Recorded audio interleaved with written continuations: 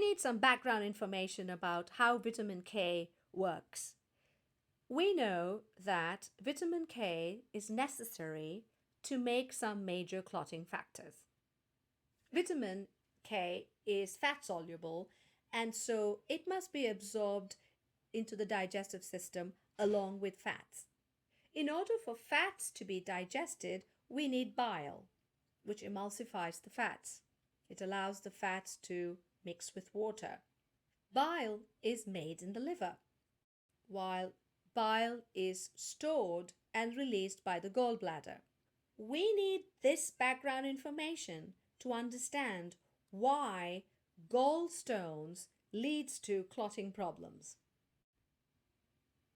So let's see how gallstones results in blood clotting problems.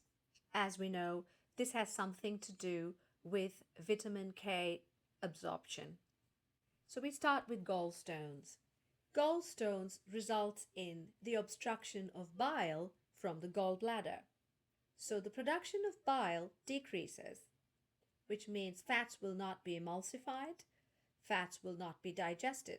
So fat digestion goes down, which is a cardinal sign of gallstones. Fat absorption also goes down.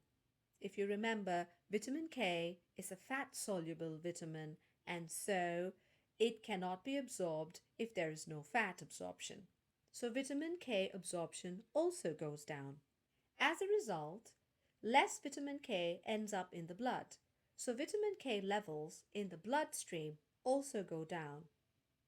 This means that blood clotting factors, certain blood clotting factors, cannot be made. So the production of blood clotting factors goes down. As a result, there are blood clotting problems.